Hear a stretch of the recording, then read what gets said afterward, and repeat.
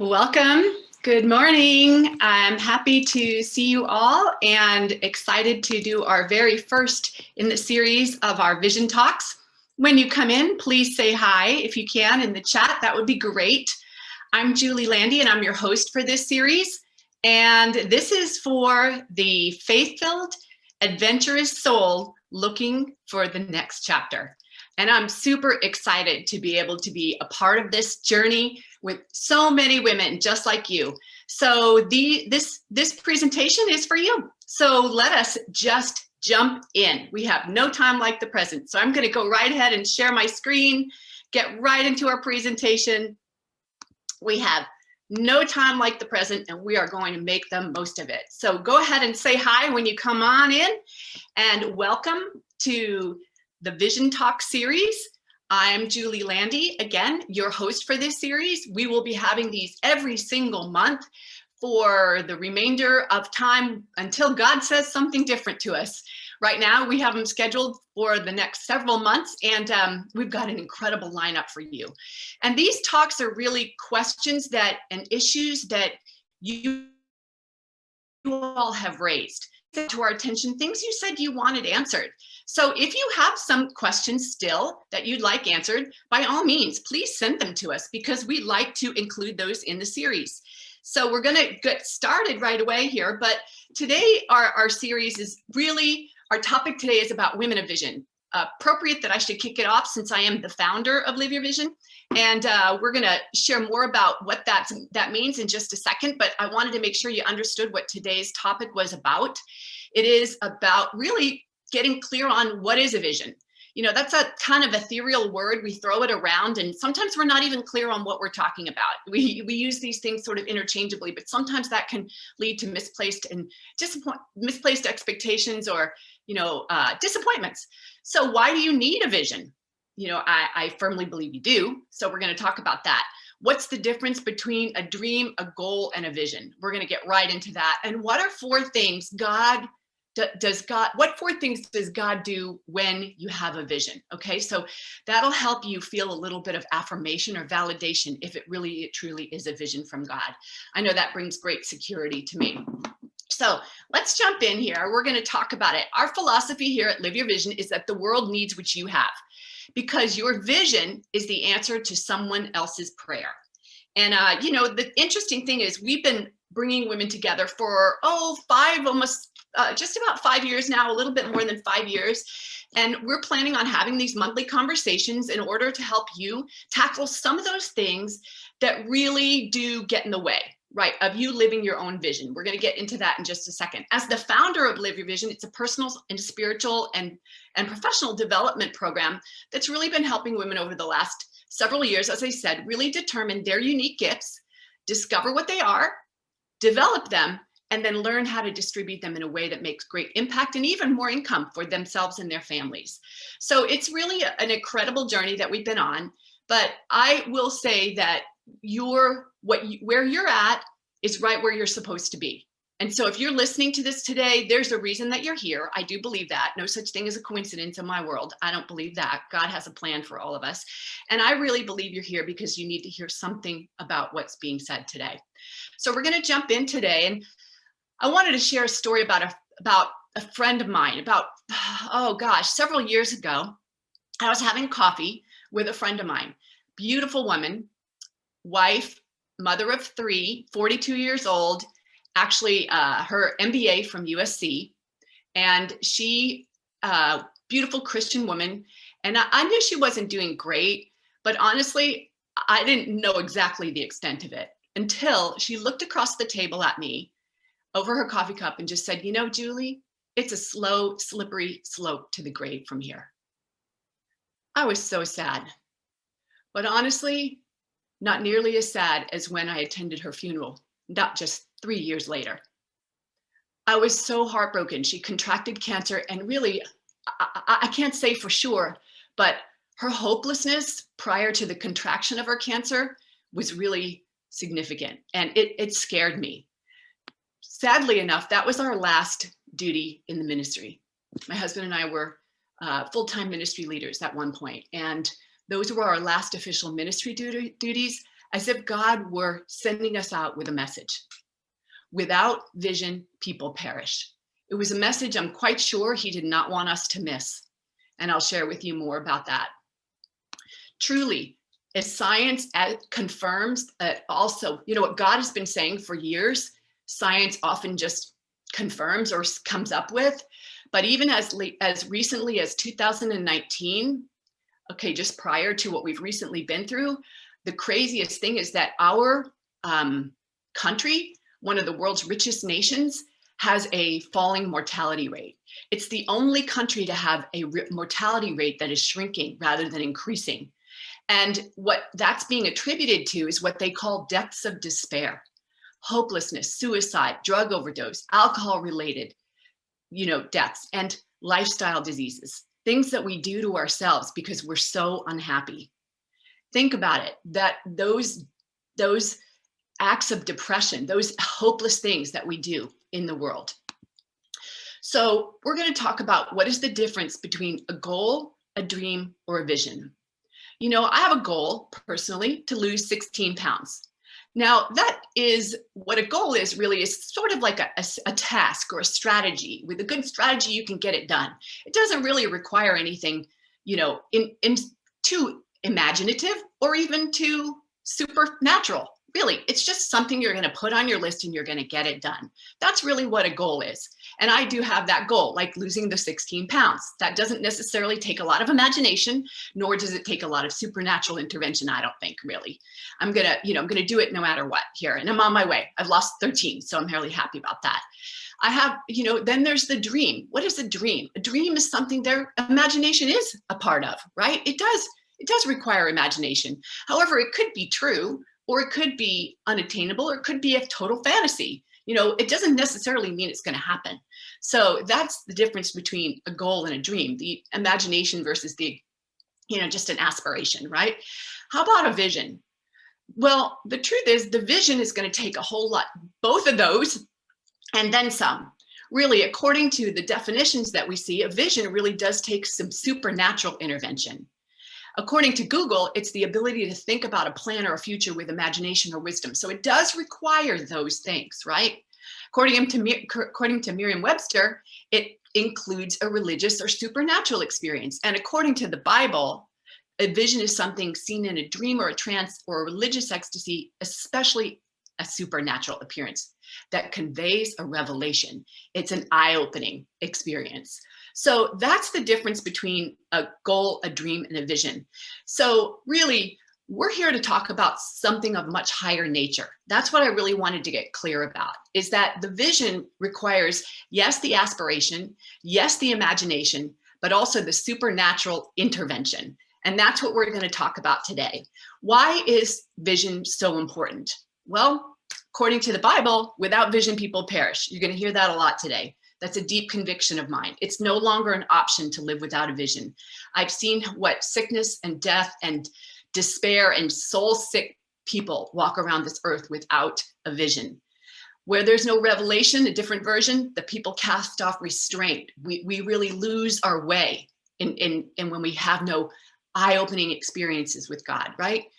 In more practical terms, your vision is the most important mental picture you're going to hold for yourself. Really, it's so critical. It increases engagement in everyday life. I've had women come to me and say, I'm losing touch with just everyday life. It produces more awareness and ultimately more gratitude and more presence of mind when we have a vision. It makes even our present difficulties easier to bear. That's good too, right?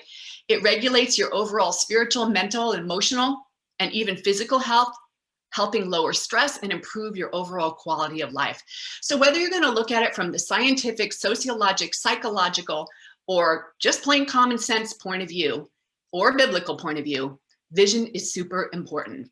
Now let's go to the spiritual aspect of it, because we already established that really to have a true vision, it's got to have some supernatural component, right?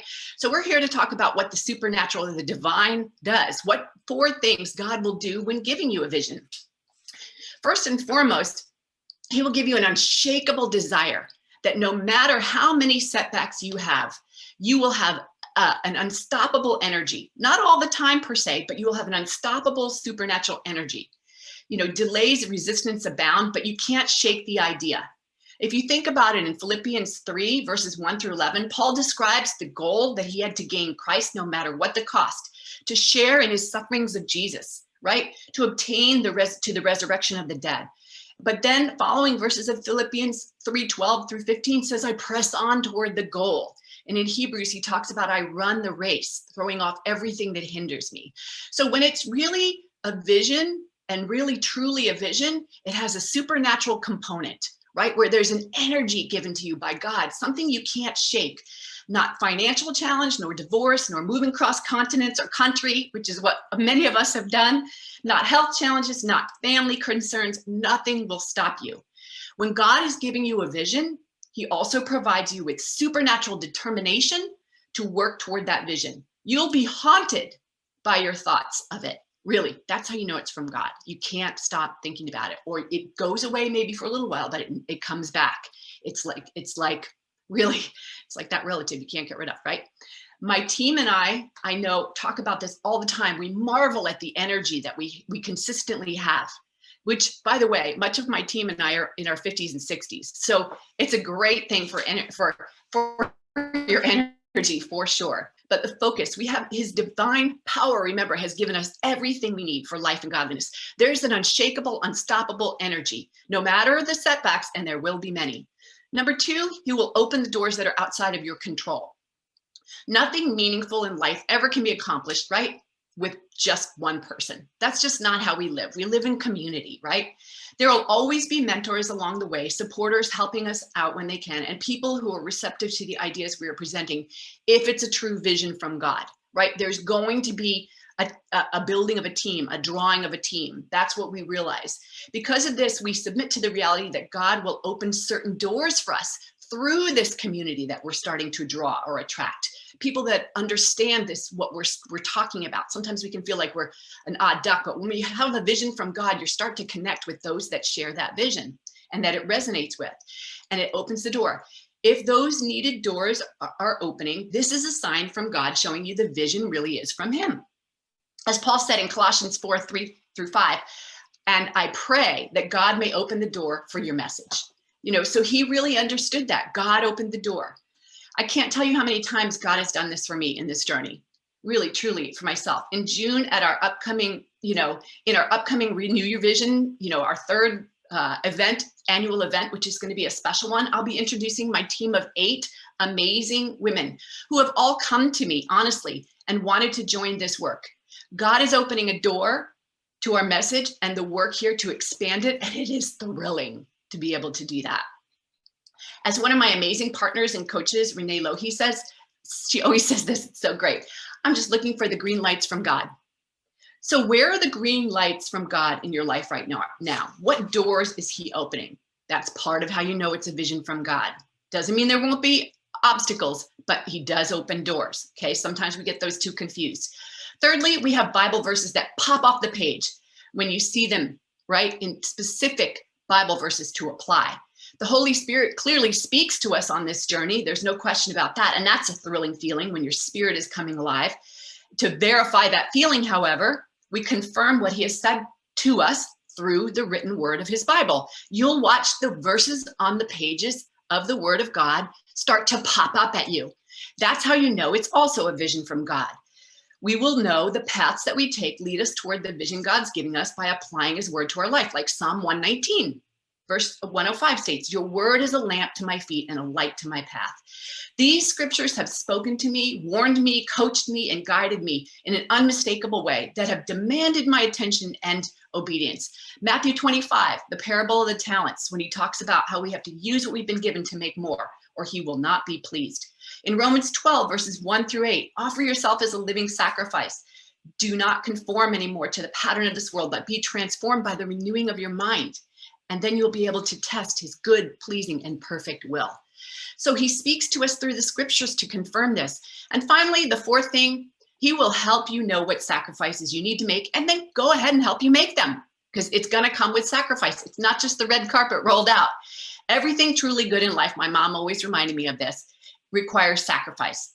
And that sacrifice increases its value to us. That's part of why God does that. We're not earning God's gifts through these sacrifices, for everything good is from God and from his grace, but rather God is preparing us through these times for what he wants to give us in the future through the sacrifices he will require of us today. Tomorrow's freedom always starts with today's surrender. That's my word for this year, surrender, right? To listen and follow. So now I want you to notice the link between sacrifice and discovering the will of God for your life that Paul mentions in Romans 12. We'll go back to that scripture that I mentioned previously. In view of God's mercy, offer yourself as a living sacrifice. So may the Lord give you the supernatural strength, open the doors, give you the guidance and the faith to follow him toward the visions that he gives you in your life. There is absolutely nothing like walking through life with the security and clarity and confidence that comes from walking with God and following his plan while you're living out your vision. What does having a vision do for us? Let's just talk about that for just a second. And I'm going to take the time to go through all of these stories from the upper left-hand corner, a struggling single law student to a magazine publisher and brand manager, a stay-at-home mom whose children had gone off to becoming an endangered species advocate, an introverted, play-it-safe single school teacher to a liaison for the International Women of Courage Awards there in the top center, a divorced woman to an international jewelry designer. Down in the bottom left, a mom of special needs children that was a special needs child that was so depressed, she wasn't even sure if she wanted to live. Now hosting her own workshops and programs to help other special needs moms with such purpose and soul. A single woman who's gone to Zambia to start an essential oils farm to stamp out poverty. And my dear friend, Renee, a woman, a wife, a mother, who had through a horrible divorce and now is creating a life she loved, who accompanies me and helps my vision come to life, creating a life that she loves. And then our dear Elena, who a wife and mother of 2 little ones, contracted cancer and became a poster child for the Ulta beauty store chain. So I don't know what your vision is, but there on the final one, the very right-hand side, is a dear friend of mine who you're going to hear from next month, Michelle Davis, who is an incredible women's ministry leader, wife and mother. Her husband was very sick for a long time, and her daughter as well. She didn't give up on her vision. She didn't give up on her dream. As a matter of fact, she allowed that to propel her forward to create and be the author of the positive affirmation coloring books, and that are now actually that she sells to elementary schools all over to help children with their own self-image. It's incredible what she does. She actually was recently nominated CBS's Most Remarkable Woman. You'll get to hear from her next month. What it does for us, what it does for you, what it's done for all these women is it brings the magic and the mystery back into our lives. As we like to say at Live Your Vision, it takes our world from black and white to color. We become purpose-driven, directed, filled with hope, and faithful women equipped to handle the obstacles and eager to get out of bed every morning because we know that the world needs what we have. So how do you get a vision of your own? Well, that is more of what we'll be discussing when we go into great detail about to figure out and live out in our programs. If you want more information on that, then by all means, reach out to us. But for now, start praying about it. Start going through those questions. How do you know that God has given you this? Go through those notes from today. Replay this if you need to, and really run that through all the things that we've said. Pray, read your scriptures, ask others, get a mentor, build a community. There's so many things that you can do. But run it through and share it now. We're excited to have many more guest speakers to help you know exactly what to do next. And I hope today has at least convinced you to become a woman of vision, and that you need to. And whether you're subscribing to the scientific argument or the biblical one, there's nothing like real life to bring home these truths. Over 50 years ago, a young man deeply in love with a young woman, pictured there in the middle, wrote her letters every day in an attempt to win her affections. Becoming friends with her parents even, he regularly visited them on many occasions, to the point where she even told me that he would be there at times when she'd come home from dates with other men. He was so persistent. She was to see her to win her hand, to see his vision become a reality, that even though she had already accepted another ring from another man, he insisted and proposed to her as well. And his persistence won the day and her heart. You can see them pictured there on the left on their date, and then on the right as he won her hand in marriage. That same man, when 50 years later, heard the news that the love of his life and his vision had terminal brain cancer, he suffered a nearly instant massive heart attack and died right in front of her. I believe not being able to bear the fact of her future without her is what killed him. She died shortly after that. That man was my father, and that woman was my mother. God really wants me to get this one. Without vision, people perish. Don't put yours off. Thanks for joining us.